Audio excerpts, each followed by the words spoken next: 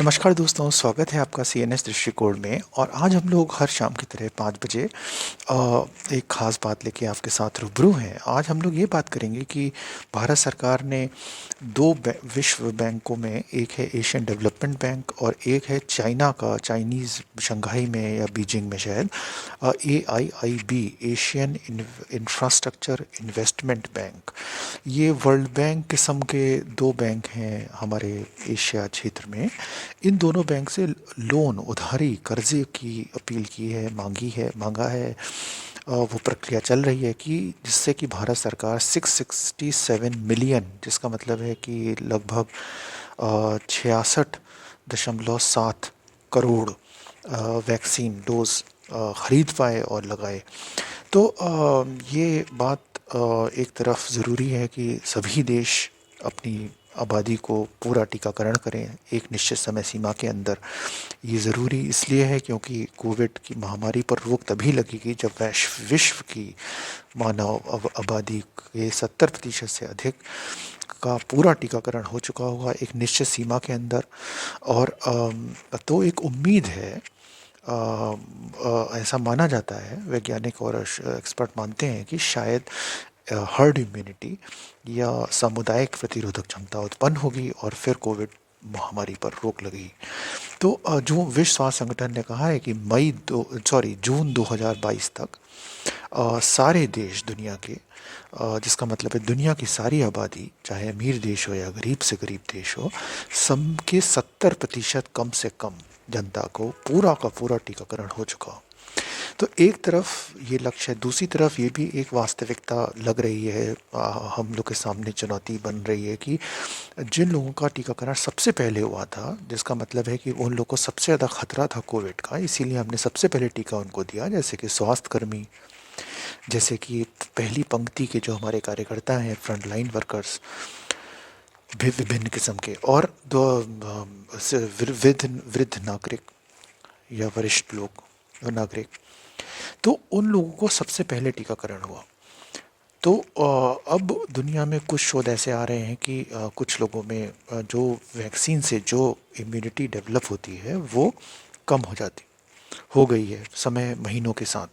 तो अमेरिका में सीडीसी का एक शोध था, जैसे कि दिसंबर 2020 से अप्रैल 2021 तक उसने जिन लोगों का टीकाकरण हुआ था, लाखों लोगों का, मैं संख्या भूल गया लेकिन बहुत बड़ी संख्या थी, जिन लोगों का पूरा टीकाकरण हुआ था फाइज़र और जॉनसन और मॉडर्ना वैक्सीन से, उनकी प्रतिरोधक क्षमता में 95-96% से गिर के 60-66% शायद रह गई थी। तो वो भी काफ़ी है कोविड से बचाने के लिए। लेकिन गिर गया जो प्रतिरोधक क्षमता वैक्सीन की वजह से हम लोग को मिलती है, उसमें गिरावट उस शोध में तो आई थी, लेकिन 5-6 महीने में। लेकिन और कई देश ऐसे हैं, अमीर देश खास तौर से, जो जो ऑलरेडी तीसरी डोज, बूस्टर डोज की तरह लगा रहे हैं लोगों को, जिनको 6 महीने हो चुके हैं या आधी आधी।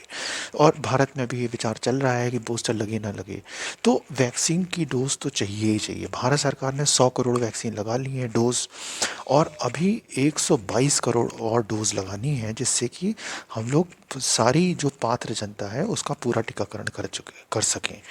ये बात महत्व की इसलिए है क्योंकि इस वैक्सीन की डोज़ों को लेने के लिए अगर हम लोग कर्जा लेंगे एशियन डेवलपमेंट बैंक और चाइना के या चाइनीज़ में स्थित एशियन इंफ्रास्ट्रक्चर इन्वेस्टमेंट बैंक से, तो एक तरफ हम लोग एक मिनट ये भी देख लें, क्या हम लोग जो वैक्सीन कंपनियों से, सीरम इंस्टीट्यूट ऑफ इंडिया और भारत बायोटेक से जो हम लोग वैक्सीन ले रहे हैं, क्या हम लोग वाजिब दामों पे ले रहे हैं? क्योंकि यही वैक्सीन कोविशील्ड जो सीरम इंस्टीट्यूट ऑफ इंडिया ने बनाई है, और जो लगभग 90%, हर 9 में 10 को कोविशील्ड डोज लगी है, जो 100 करोड़ का भी आंकड़ा आया था 21 अक्टूबर को, उसमें 89% या 88% जो कोविशील्ड का इस्तेमाल हुआ है, 10-11% कोवैक्सिन का हुआ जो भारत बायोटेक और भारत सरकार ने मिल के बनाई है, और बहुत ही कम स्पुतनिक जो रूस की वैक्सीन है उसका हुआ है। तो यहाँ बात ये है, मैं ये कहना चाह रहा हूँ कि जनवरी में, फरवरी में, मार्च में, अप्रैल में भारत सरकार ने कोविशील्ड और कोवैक्सिन 150 रुपये प्रति डोज ली थी। जिसकी मूल्य 21 जून 2021 को जो नए मूल्य आए थे अखबारों में, वो कोवैक्सीन कोविशील्ड 150 से बढ़ के 780 की, शायद अगर मुझे सही याद है तो 780 प्रति डोज हो गई। और जो कोवैक्सीन है वो भी 12-1300 हो गई, और स्पुतनिक भी बढ़ गई, तो करीब करीब 12-13-1400 रुपए की वो वैक्सीन हो गई। 780 से करीब 13-1400 1500 की वैक्सीन हो गई, जो 150 की थी पहले। भारत सरकार ने 150 रुपए की खरीदी है। और सीरम इंस्टीट्यूट के मालिक का एक न्यूज़ में इंटरव्यू भी छपा था कि उनको 150 में भी मुनाफा हो रहा था, लेकिन कम मुनाफा हो रहा था, छोटा मुनाफा हो रहा था। तो और वो चाहते तो थे ही महंगी बेचना, लेकिन भारत सरकार ने 150 पे अगर उनसे नेगोशिएट करके ख़रीदी है तो वो उस पर भी नुकसान नहीं हो रहा था। ये बात उन्होंने कबूली है, मीडिया में, न्यूज़ में है, पब्लिक डोमेन में थी महीनों पहले। तो अब आप ये बताइए कि एक तरफ हम लोग विदेशी बैंकों से कर्जा लेंगे, दूसरी तरफ हम वही वैक्सीन अपनी ही भारतीय कंपनियों से कई गुना ज़्यादा दामों पे खरीद रहे हैं। तो ये बात पल्ले नहीं पड़ती। अगर हमें जन स्वास्थ्य सशक्त करना है, हर इंसान को स्वास्थ्य सुरक्षा देनी है, तो सबसे अहम बात यह है कि हम लोग मुनाफाखोरी, स्वास्थ्य व्यवस्था में जो मुनाफाखोरी जो व्याप्त हो गई है, इसको इस पर पाबंदी लगाएं, इसको बंद करें, और इसको सामान्य तो बिल्कुल ना होने दें, इस पर आपत्ति उठाएं। बीमारी से, रोग से, पीड़ा से और कष्ट से जो लोग मुनाफा कमाते हैं, जिन्होंने उसका औद्योगिकरण कर दिया है, ये सही नहीं। मैं ये नहीं कह रहा कि जिसने वो वैक्सीन बनाई है उसको उसका काम ना चले, उसकी फैक्ट्री ना चले, उसका, लेकिन जिस तरीके, ऐसा भी ना हो कि सिर्फ मालिक अदानी अंबानी की तरह दुनिया का सबसे अमीर आदमी होता चला जा रहा है, और दूसरी तरफ हमारे यहाँ जनता में जो जितने जितने ज़्यादा जितने कम लोगों के पास अधिक अधिक से अधिक संपत्ति थी, उनकी संख्या बढ़ती जा रही है। मेरा शायद कहने का कि मैं सही तरह से नहीं कह पाया कि जो लोग अधिकांश संपत्ति पे कब्जा किए हैं, चाहे उनके पास संपत्ति बढ़ती जा रही, तो गरीबी और अमीरी में जो फासले हैं वो दूर होते और बढ़ते चले जा रहे हैं।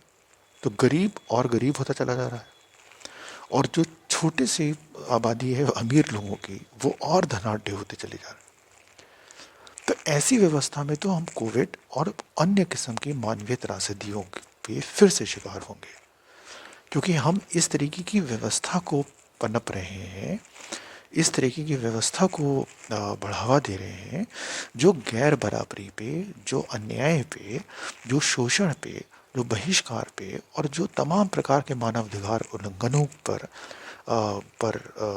बेस है।